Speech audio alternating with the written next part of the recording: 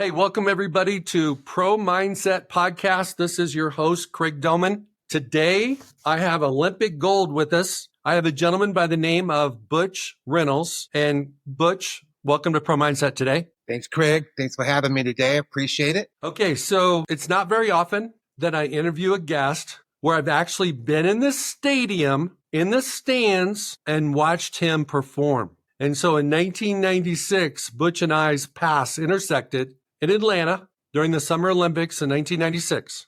And you were competing for the U.S. And if I am reading this right and remembering right, you won a gold medal in 88.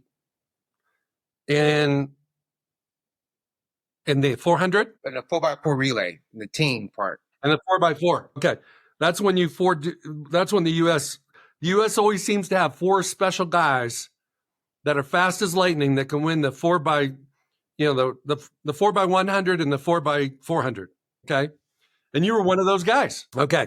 So, and you attended The Ohio State University. Yes. So walk me through, let's go back to the 1980s when you were a young man with a dream and you hadn't been to the Olympics yet. What was your mindset? What was your dream? What kind of work ethic did you have? What did you think the secrets to your success would be back in that time? Good question. I was very fortunate to go to a junior college first. I went to a junior college before I got to The Ohio State University. In the junior college, I had a coach by the name of John Francis. John Francis was the one who really gave me the goal of being the fastest man in the world. He came to me, he said, Butch, if you really focus and dedicate and really sacrifice, I think I have never seen a talent as gifted as you.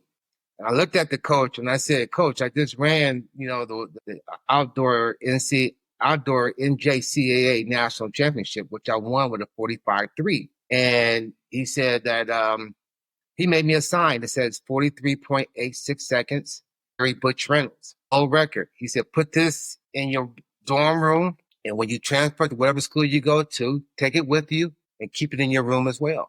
So that started the visual mindset of being the best. I saw nothing but that time of being the best. I didn't have the gold medal up. I didn't have nothing about the gold medal, but this is what I wanted in training for that 84, 85, 86, 87, then 88.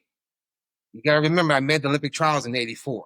And that's when I knew, that's when he sent me that poster and said, this is what you can do. So in our career, in our goal, it's 4 years before we have the opportunity of achieving what we are set out to do. It's not like a Super Bowl champion or the, NBA champion. Every year you can do that. In my life, in my particular athletic career, every 4 years, Olympian can shine and let the world see his or her true ability. So, when I realized that piece from 84 to 88 and how to set that mindset up, I was ready to go. I knew that working hard, dedication, commitment, the world is endless. And sure enough, it was. I had some hurdles between 84 and 88, some major hurdles. I lost my son. He lived for 5 hours. I mean, his mom had to put him, he fell off at that time. And that was in 87. So, it's not like I didn't have those hurdles even before then. So, so when I got to 88, that's when the gold and the silver, and we tied the world record to the hundredths of a second at that time in 1988, the 4x4 relay. Okay. So we gotta make sure people realize not only are you an Olympian, not only are you a gold medal winner at the Olympics, at one point in time, you were the fastest man on the planet and running one lap around the track. And for those that maybe didn't run track or those that did, 400 has always been recognized as the race that is a combination of speed and endurance and guts. You got to have speed. You got to endure that speed all the way through. But when the elephant jumps up on your back and starts playing the piano, you got to keep it going. That lasts like 10, 20% of the race. Describe for people what was going through your head when you would run the 400, because what's going on in your head is not the same when you're getting in the blocks as it is when you're seeing how you're doing after about 100 meters, or seeing how you're doing when you're going down the backstretch, or seeing where you line up when you got to have guts to finish the race. It's funny you said that, because I learned guts a different way when it comes to running. I'm a team sport. I love football. My uncle played professional football. He blocked for OJ. He played for the Houston Oilers, the Buffalo Bills. So he played in the NFL. So I was able to understand that kind of concept even at that time, to have that mindset. This is believable. You can do this. But once again, I was a team sport. One thing that's different between track and field is that it's an individual sport. And you really have to prepare yourself for that transition when it comes to individual. The very first time I had a chance to feel that loneliness, okay? You're not taking the team to the districts, or you're not taking the team to the regionals in track and field because they're not qualifying. Only person's qualifying in a high school setting is myself, okay? I'm qualifying all the way to the state. After the sectionals, I leave a lot of people behind when it comes to districts, regionals, and state. So at my high school, it wasn't a very athletic school at the time, but that's what Legacies is all about, because now they are a very strong contender when it comes to high school football. When I played my senior year, we was 1-9. So make a long story short, when the mindset came in of, okay, this is an individual sport, I backed off of it. I didn't want to feel that individual aspect of the sport. And when I backed off of it, and when you false start in track and field, that's a done. They come and they disqualify you. That's it. So in the region, in my high school, it's a sophomore, I false started because I didn't want to go on no more. I was like, I didn't want to leave my friends. I didn't want to leave that team aspect of it. And I felt the worst in my life at that time. I said, next time I have that opportunity, I'm going heads on. And sure enough, next year, there was a state track meet again, and I went heads on. And I ended up winning a silver medal as a junior by myself, no other teammates. And I knew then what track and field was all about. And it's about that mindset. It's about being strong, not just on that track. I had to learn that off that track of being strong, being independent. And you run that 400 meters, and that from that 200 meters on, to me, that's where the race starts. Anybody can run the first 200 of a 400-meter race. It's that last part of that race. Are you able to maintain, like you said earlier, the consistency, the hurt, the pain, the big refrigerator, the big bear that's waiting to jump on the shoulders to make it where mentally you're not able to keep running with that pain. So when it comes to that piece, yeah, it's a very strong mindset of moving forward. And I end up adapting it. I end up like accepting it. I end up like, I can do this. First time I did it, I told my dad, I came home, I said, Dad, a man can't run this race the rest of his life. It hurts too bad. First time I ran it, I fell out on the track. Because they said we win the 4x4 relay, then we win the districts. So I said, okay. And I went out and we won the 4x4 relay, and I was like done on the track. They all was happy. The team was happy, but they all went to McDonald's. I'm outside McDonald's just chilling. I didn't want to smell no food. I didn't want to eat no food. So I knew then the dedication, commitment to that race. All right, Coach. I call you Coach because you're a coach, but you're Butch. So, Let me ask you this. What's the story you told yourself? Like in 1988 in Zurich, you set the world record in the 400. You became the fastest man in the history of mankind up to that point, and in a 43.29, I think, yes. Which is faster than what your JUCO coach set out for you by a half a second. Okay. What is the story that you told yourself during those races that were elite races, that were world-class races, the world championship events? Everybody talks to themselves. They don't sometimes realize it, but every athlete's talking to himself. And when you run the 400, you don't have that much time. The whole thing's is less than 45 seconds, but you're talking, the communication down the backstretch, the home stretch, I should say. What are you telling yourself? How are you communicating about the pain that's real? And the harder you go, the faster you run, the more pain you feel. We all talk to ourselves, like you said. And I coach like you. I coach a lot of athletes, student athletes, professional athletes. And I let them know that don't sabotage yourself by speaking negativity. You have to stay positive with your thoughts. I said, you have to tell yourself that you've been trained by an Olympian. You've been trained by a world record holder. You got to come in there ready. You got to say different affirmations that is going to make you ready. You got to stay away from the negative affirmations. You got to stay away from negativity and negative thoughts because you never know if my leg is sore. Okay. And you stand on that. No, you got to go with the race. And you still cautious of the sore leg or the sore muscle as you train. Don't get me, or as you compete. Don't get me wrong. But you have to stay focused on the positive affirmation. I can do this. I trained for this. Now, the sad part is if you didn't train for this, the sad part is that you was in a nightclub all week last week. Okay. That's the sad part. But if you dedicated and you sacrificed and you was committed, you won't have those type of thoughts because you wasn't there. So when you're in that block, it's a sense of truth now. You can't lie to yourself no more. This is the sense of truth now. Okay, so how do you train athletes to train their own voices so they don't self-sabotage, so that they give them positive affirmation, so that they feel confident when there's that unknown moment in the competition? And how do you get them to, because everybody that competes has succeeded and has failed. There's not, I don't care who you pick, LeBron, Tom Brady, you pick the dude, whoever it is. He's had really high moments, but he's also had disasters, disappointments. Tom Brady, they were undefeated. They were 18-0 playing the Giants, which was a wild card team, and lost. LeBron has been to 10 NBA finals. And he's lost like 6. And these guys are still unbelievable. So how do you train your people? How do you train your athletes to speak the most positive and the most love to themselves when it matters the most? Sometimes you have to give them a little bit more than actual words. So I try to give them a sense of what I call the dynamic warm-up. The dynamic warm-up is a warm-up that it will allow the athlete to breathe, to have confidence, because it's a routine. We did the dynamic warm-up 1,000. So when you get to a big race or you get to a big meet or a big competition and your warm-up, your breathing is the same. It brings you back to you and I. It brings you back to your hometown. It brings you back to your home environment.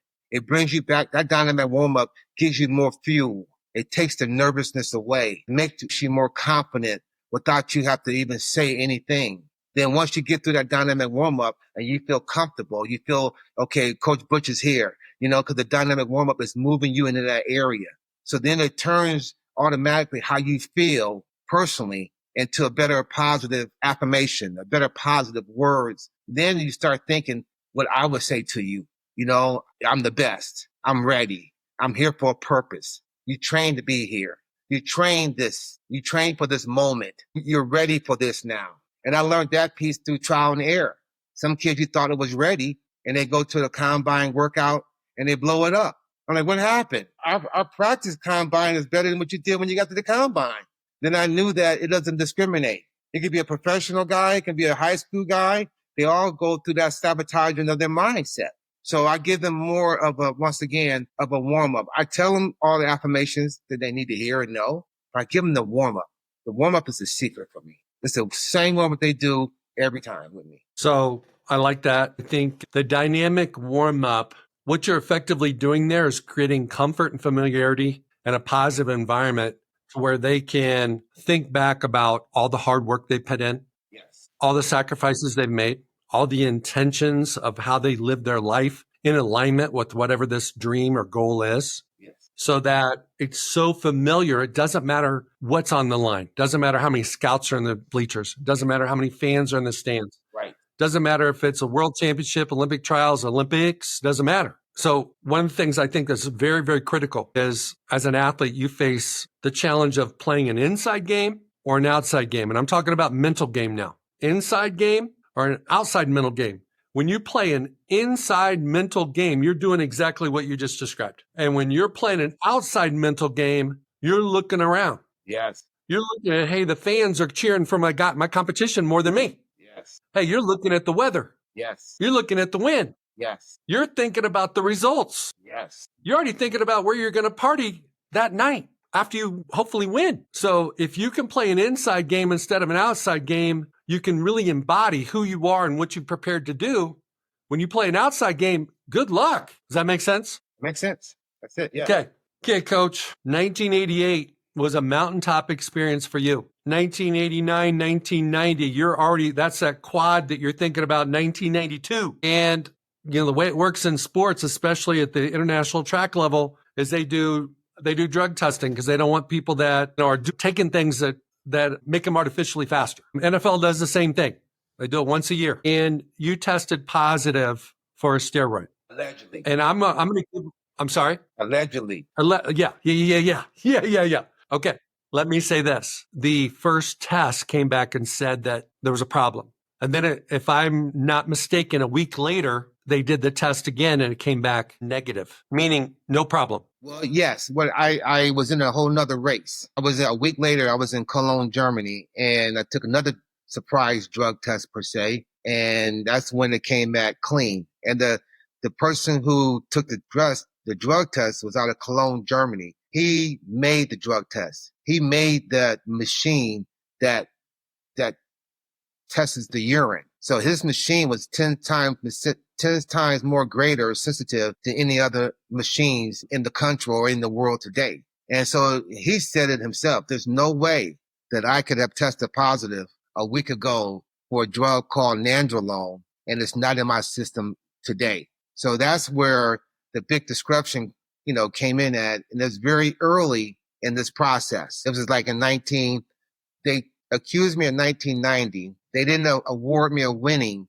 they didn't award me a hearing until 1991. So it was a whole year that I sat with this type of, I didn't have social media.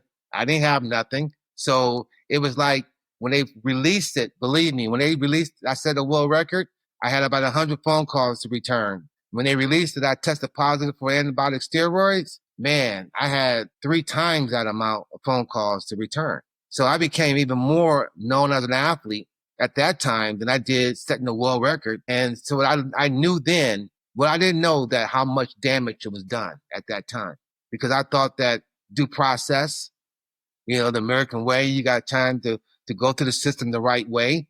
Don't sit there and yell, scream, and kill yourself and cry and all that. If I have a process, I'm going to go through the process. And that's what I was showing the athletes. I went through every process they wanted me to go through, to prove my innocence. And I won every process. Only problem I had a problem was with the world governing body, who had a sham hearing. He said, no, we're going to go with the findings. But the Supreme Court of the United States said, clear, let him run. He didn't do this. The United States Olympic Committee said, clear, he didn't do this, let him run.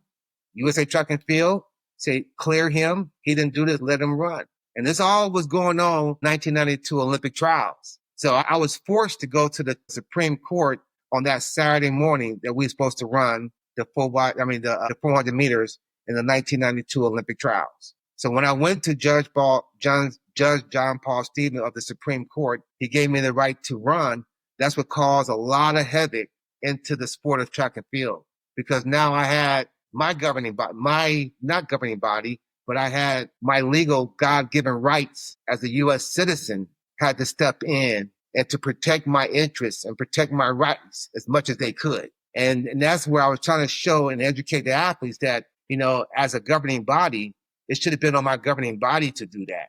That's who should be like a player associate. It should be on the player association of NFL to do that, not the individual, not the federation, but they didn't decide to fight as hard as one would have fought for an individual. Well, given the fact that you were clean a week later, right, it's very reasonable for any reasonable-minded person to see that the test was faulty when they took the test that was positive. And the fact that the Supreme Court found in your favor, Supreme Court, you can't play with those guys. Amen. They found in your favor. Right. Okay. So here's the thing. There are a lot of athletes that test positive because they took the drug, but there's also a lot of athletes over the years, and you're one of them, that tested positive when they didn't. And what I think has probably improved, one of the best things that's happened in the last 30 years since this has happened, 35 years now, is the integrity of this testing, because they'll have an A sample and a B sample. And so if A sample is positive, they just don't take it as it's positive. No, they test the B. It's the same sample. And so in the NFL, a lot of guys are protected. You weren't protected. No, I was. But a lot of guys are. No, I was. I had the A and B as well, Craig. Seriously, I had A and B, and they didn't match, but I was still suspended. They didn't match. So the B came back negative. Yes, no, not negative. Now, not negative. I didn't say negative. See, it's a conspiracy. What's a conspiracy? Is that there's no way that if I'm urinating in one bottle and it's a TE ratio, okay, TE ratio, they can't get through the TE ratio, testosterone, epitestosterone ratio. Every bottle, every urine sample has it. It's going to be the same TE ratio as it is in bottle A, as in bottle B, period. If you don't have the same ratio, something happened to that urine sample.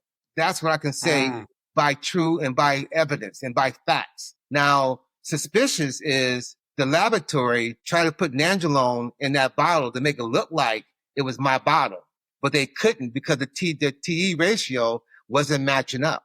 And this is where they knew that they had tried to do this. And no. I have some great expert witnesses. I've been blessed by God to have people to look at the urine and decide, really concrete evidence of why this wasn't his and how you guys did something really shady to call this his urine sample. That's why I was awarded $27.3 million that I never saw a penny of today as well. So you're talking about one blow, you get another blow, and you get another blow, and now you got that blow at the end, and you can't run no more. You're over the age of really being able to compete at that level. But I'm still trying because what else am I going to do at this point? Everybody thinks that I was a drug user. Now, if I had 27 million, some people, they wouldn't care. They're still going to work with me because I'm a business. I'm 27 million. So they want to get some of that money business wise. But if I don't have 27 million, what they want to do with me? I'm tarnished. Something about that Butch Reynolds name. I don't know what it is, but something about that name. It's different than another guy or another woman who takes drugs and they get caught and they come back and they say, I'm sorry, I did it. I apologize. I move on. No, not Butch. Butch is nothing to apologize for. What I have to do, like you said before earlier, is how do I get this burden off of me? How do I move on with my life knowing that this transpired? I got screwed over not once, not twice, but 3 times. And I'm a black man in the United States. It's already hard, period. So how you manage this? And people looking at you a certain way, people disrespecting you because of that piece. You can't get high school jobs. High school coaches telling you how to run a 4x4. I'm the world record holder to this day. And they're still trying to tell me how to coach or how to train. This is a high school coach. Or how can I get a Division 1, 2, or 3 job as of today still?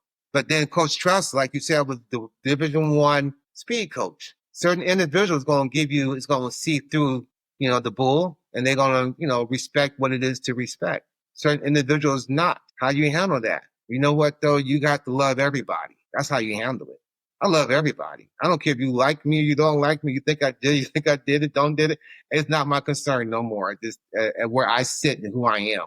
I'm glad that I was able to meet a family. My daughter, when I met her, she's 1.5. Now she's 25 and she's an attorney at Jones Day. My son, the same thing. I met him when he was 11. He went to Ohio State as well, and he's doing good. He's a businessman. And so I look at that as my true success. I look at that as, it's not about the world governing body. It's not about the false accusations. It's not about the $27 million. It's not about going to the Supreme Court. All those knowledge experiences, some good, some bad, but they're experiences. When you're raising your kids every day, that's a world record experience for me. Every day I get that feeling of joy, that feeling of achievement. So that's where I had to transition. And that's how I was able to accept, not having a 27, accept where my life went for the last 35 years. I had to accept it. And when I looked at my family, they didn't care nothing about no false accusation because they was 1.5. She knew nothing about no false accusation. She knew nothing about no gold medal, no world record. It's me. And when I was able to, God led me to that piece because they know what I needed. Outside of that, there's no telling what would transpire. So to answer your question, I think what got me to a point of acceptance was love, was human beings, not all human beings. Because sometimes, mom, dad, sister, brother, cousins, best friends, they're not the ones that's going to really give you the true direction or true love that you need to maintain this world that we live in.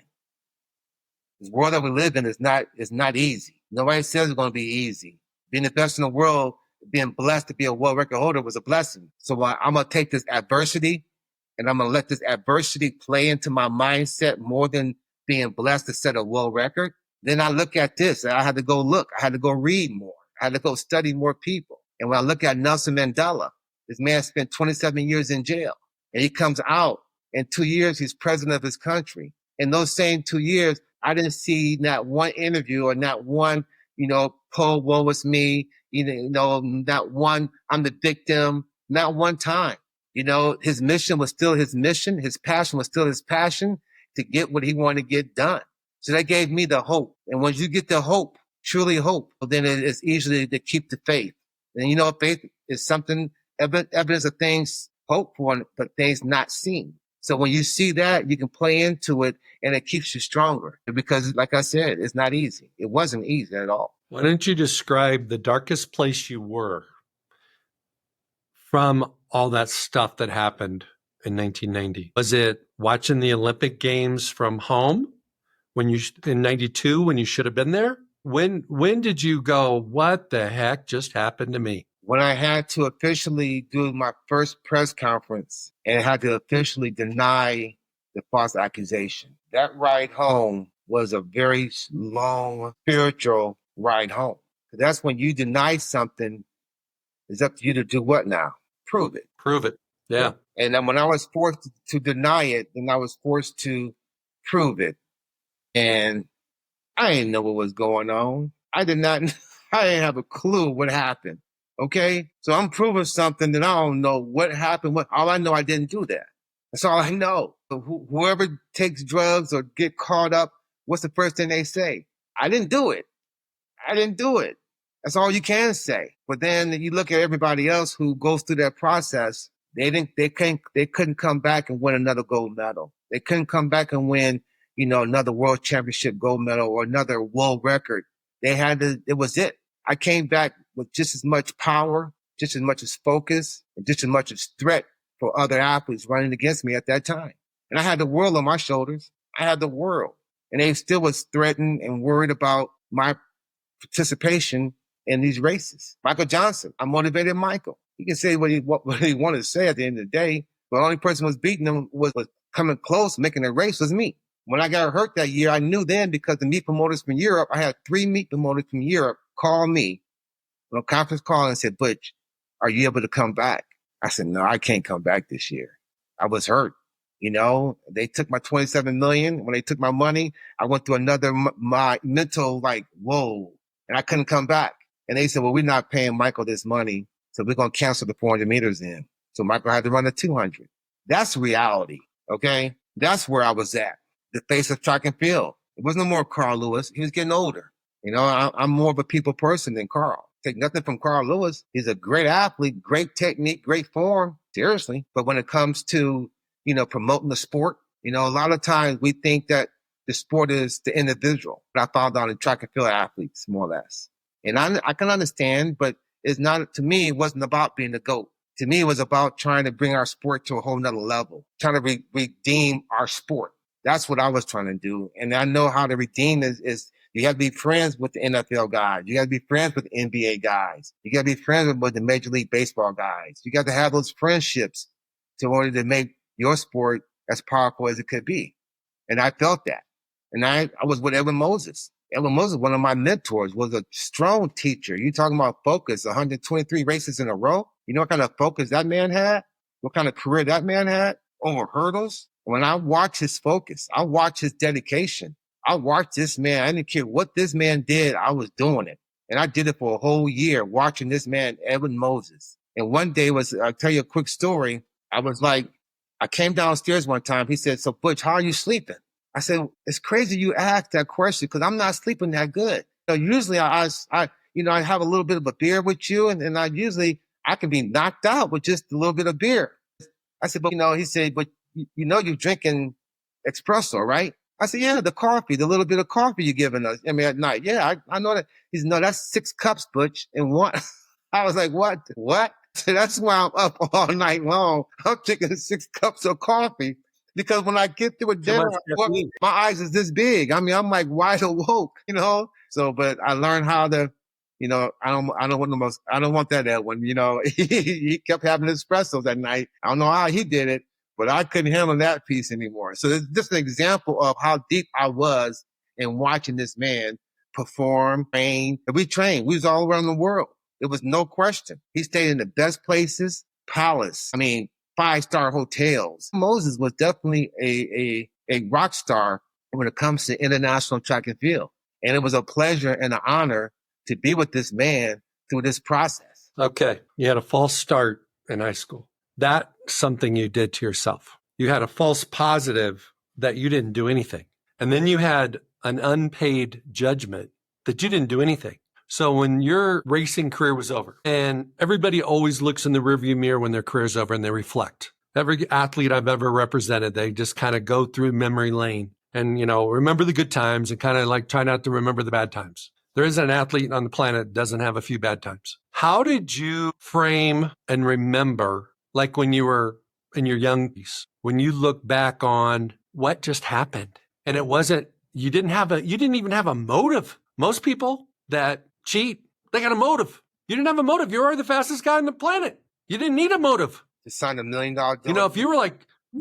If you were fourth in the U.S. and you were trying to make the Olympic trials or win the Olympic trials or something so you could get to the Olympics, you would have had a motive. You didn't have a motive. How did you look back and not the story you told the media, not the story you told your family, not the story you told your friends, because that could be whatever it is. What is the story you told yourself so that you could love yourself, believe in yourself, be a man of integrity in how you acted and how you showed up in your relationships and your work environments? What was that story? I would say that story was based on acceptance. It was based on acceptance. And when I say acceptance, I mean that I had to really accept where my life was at, who I was at that time. I wasn't respected as a gold medal or world record holder per se. So I'm gonna live my life like that because that's who I am. But I'm not going to do the things that will be disrespected because I know they don't respect that in me. So I'm living my life as a quote unquote as normal as one can do because I accepted that. But I told you, and I said I met this. But it was my it was my kids really, who I was still needed in a way that the love was so powerful that it was able for me to not worry about what happened no more because they wasn't worrying about what was happening no more. They didn't care. Right. It was like they didn't know to have an opinion one way or the other. They didn't know nothing. Okay. So it was a movement that was just strictly, it was great because, having a newborn, it might have been tougher because it was never been able to feel that interaction as fast as I was able to feel that interaction with a 1.5-year-old or getting a 2 or getting a 3 or getting a 4, I'm what she knows like that. And my son the same way. So it was like, Craig, that was really the part of me that, because for the next 10 years after 1990, I didn't retire until 2000. So for 10 years, I ran with that type of bitterness, hatred, I ran that way for that 10 years because that's how strong I am. But then when I retired, you saw the negativity waiting on that corner for you. That negativity, like, you want to drown that pain. You want to drown the suffering. You want to do whatever you can, not feel it, not think it, and I didn't want to go that direction. I knew that. And that was calling me. But then I prayed when I met this lady and she had 2 kids, and this is where you want me to go. And I'm glad I did that because I wouldn't be probably sitting here talking to you today. It'd have been that story that nobody would never known about, but the damage was done. And this is what the Federation wants to see happen. And my motivation was not give them that satisfaction no more. They're going to respect me, period. I'm not done with them as well. But my family has grown. Now I can put my body back on that line for the things I have coming up. I have a patent that's going to change the evolution of how people teach speed. I have the Gold Medal Mind program. I have a booklet that teaches corporations and teaches individuals really how to have that gold medal mindset. through whatever adversity, whatever hurdles they got to jump in their life. I understand. I've been there. I lost a kid. I've been there. I lost 27 million. I've been told in front of the world a big lie that everybody in the world thought that I was a cheater because of Ben Johnson was 1988. Now here comes 1999. Here's a Butch Reynolds. This is what they do. This is what their Olympians do. So it was easy to believe. And I respect that as well. But I'm the wrong one. I told the Federation, you know what? I'm not going to go with it because I know I didn't do, I would die tomorrow if I was going to accept that part of it. I'm always going to challenge them to clear my name. After 35 years, I don't care if I'm 40 years old, as long as I have breath in my body, I'm always challenging them to clear my name. I don't want my legacy to go down that in the world governing body seeing, he tested positive for 2 years. I don't think so. I'm sorry. That's something that I will fight till I don't have no more breath in my body to fight that piece. And the only way you're going to fight that is what you're doing now, Butch. If you're doing a movie, okay, if you're going to do a book, if you got this patent coming out, you got this motivational speaking coming out, you're telling your story. It's now is time. I don't have the bitterness. I live on bare minimum.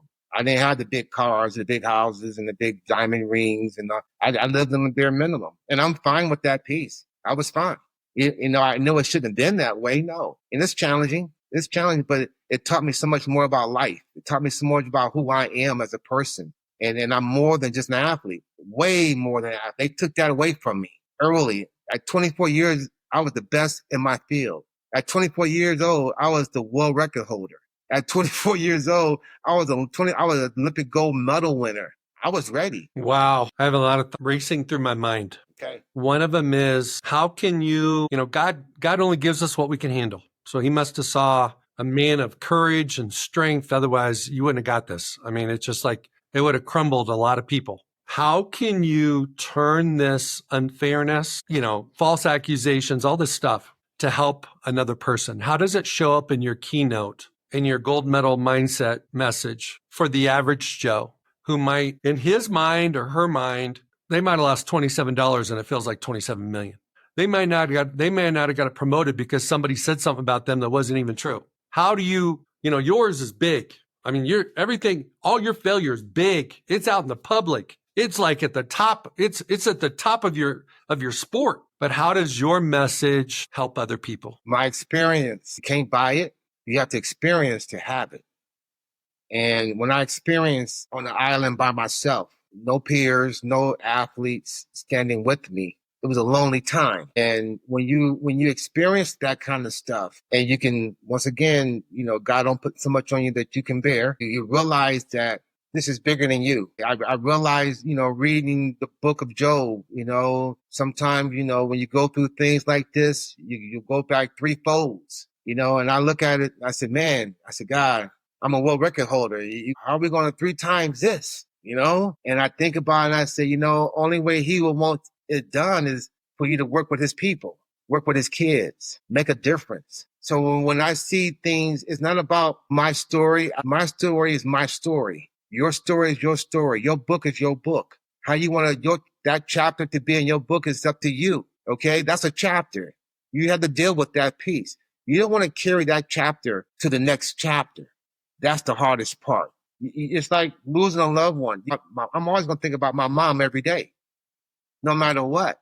But I can't let the negativity make me a negative person because of that. She wouldn't want that. So I have to stay as positive as I can with my thoughts, even though I'm missing my mom every day. You still got to, that transition still have to stay positive. And that's how you do it with anything in life. If you lose a kid, they say the worst thing is to bury your own kid, which it is. But yet still, you have to keep moving. And I don't know why God had me to keep moving when I lost my son. It was indoors. I lost him like on a Wednesday, Friday, I'm on a track running for an NCAA indoor championship. 2 days later, I wasn't even able to take my girlfriend at the time, my college sweetheart, home from the hospital. One of her friends did it. I had to get on that plane. I had to run. I had to keep moving. We could have stayed in that house, in that apartment, and I could have been poor woe was me, poor woe was her, going through that cycle. and I wouldn't have ran that year. I wouldn't have set no world record that year. I set a world record in 32-degree weather at Ohio State University.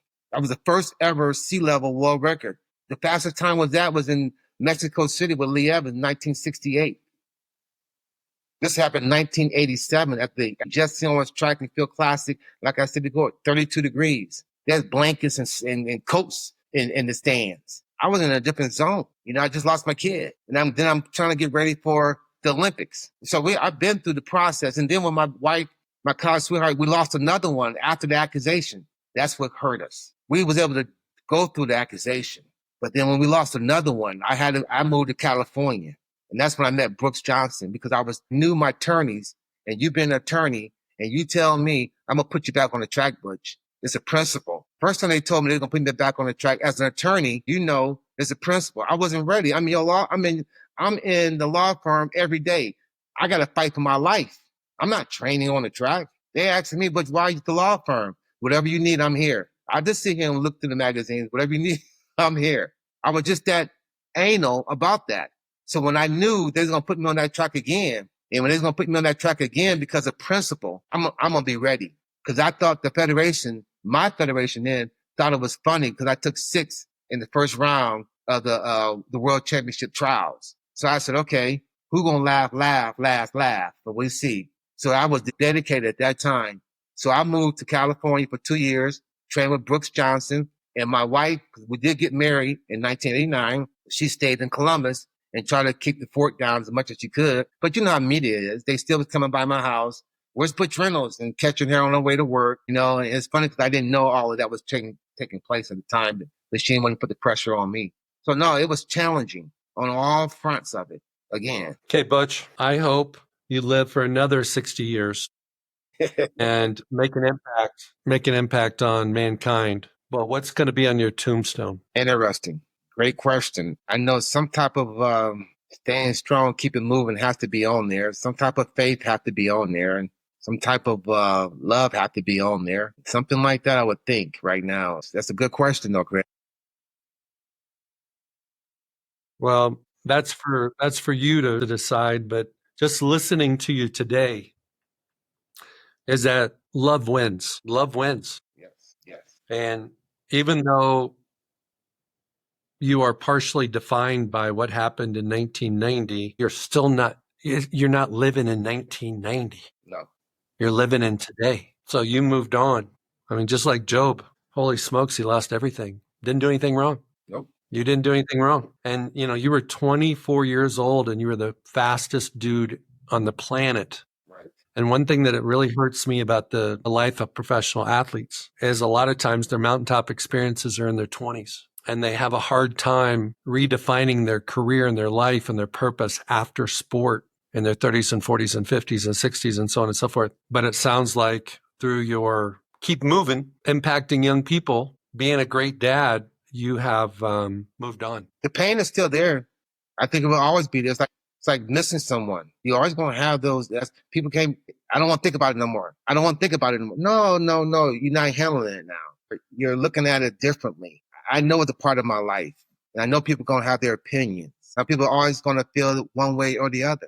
So people never will think that if they watch the documentary, if they understand what happened, there's no way the judge going to award me $27 million. There's no way the Supreme Court going to take this and rule in my favor if I wasn't telling the truth. Even all of that, it wasn't enough to change people's minds, to make them feel more, man, this guy here is truly American. Oh my God. This guy here is truly an American. He represents USA across his chest. Okay. This is who I am. And I'm not feeling that. I'm not seeing that, but it's not going to make me bitter though. It's not going to make me upset. Cause even though this is what it is, if I go out there and do something stupid right now, it's going to be across your website. It's going to be across your internet. Butch Reynolds did this or Butch Reynolds did that on the negative side, but they ain't going to say how many kids I work with. They don't say how many families I help. They ain't gonna say how many kids I put in college. They ain't gonna say none of that. They don't say the kids that I raised. They're not gonna say none of that. And I respect, I'm not doing it for them to say it.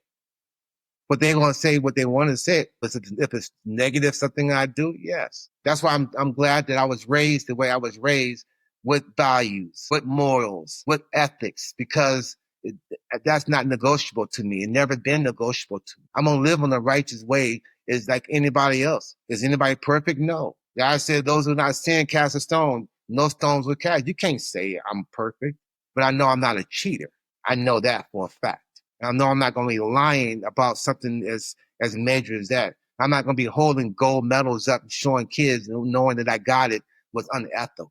I couldn't live like that. My gold medal, my silver medal, when I show the kids, because they like to show and tell, it's another part of getting to their minds. I use whatever I can to get to their minds. I show the Butch Reynolds World Record race, the BBC version, the London version.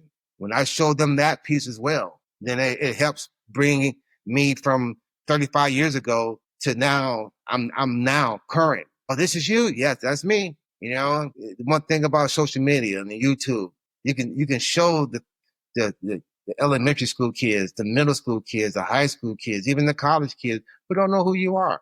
And that's fine. Half my clientele don't know who I am.